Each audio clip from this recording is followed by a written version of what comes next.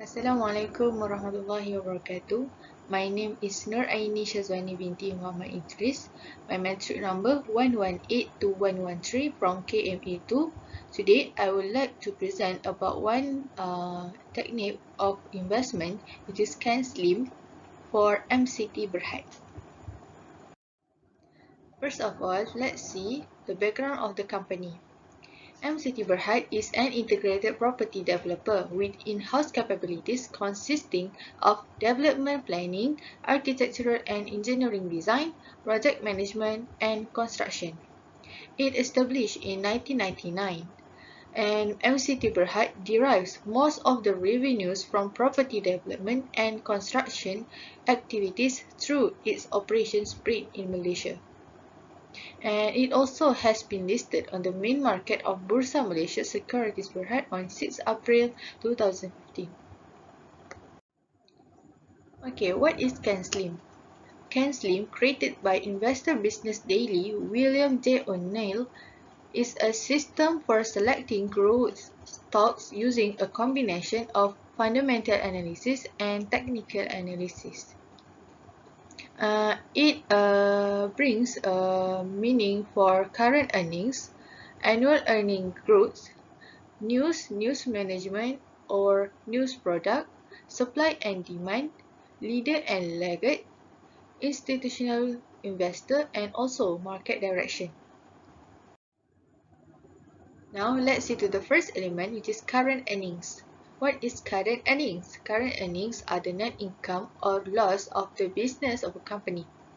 It can come out annually or quarterly.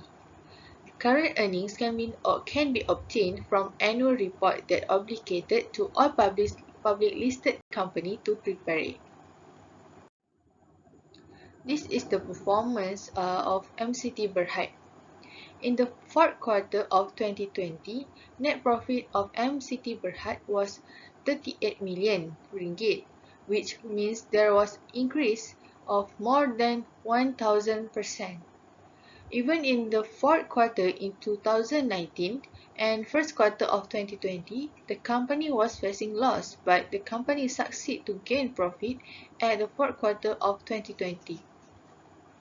And MCT Berhad still able to record the positive growth despite the 2020 was incredibly challenging year for all businesses in battling with the COVID-19. For second element, annual earnings growth.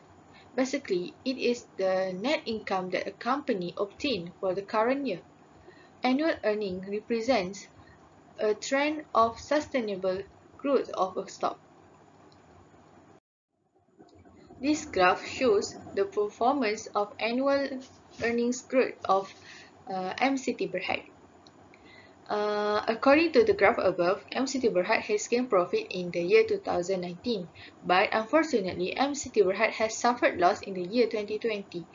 The company has lost 1.3 million ringgit, and this because pandemic COVID-19 might be one of the reasons why the company has a reduction in the net income.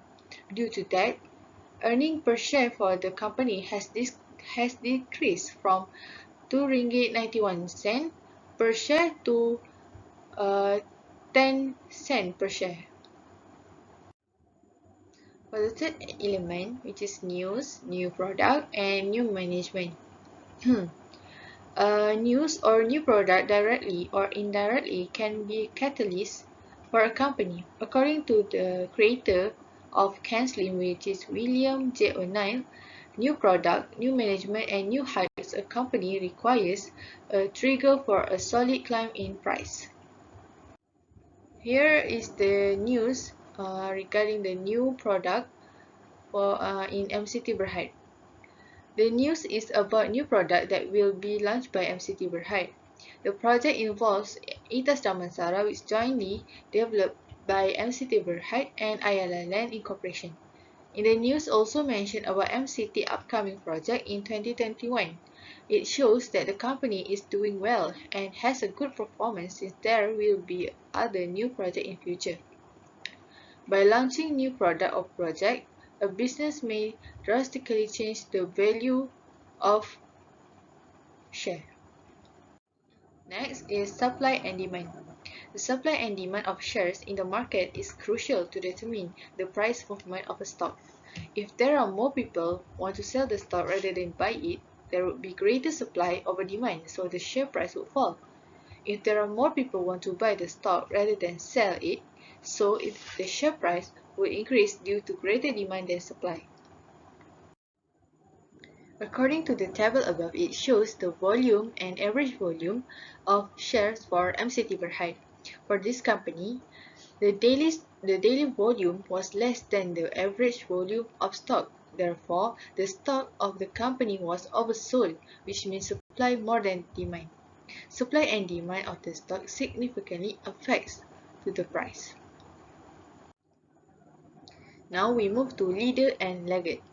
Leader can be defined as a stock that is the first to move in a market upsurge or downturn, which means which stock will show the growth first.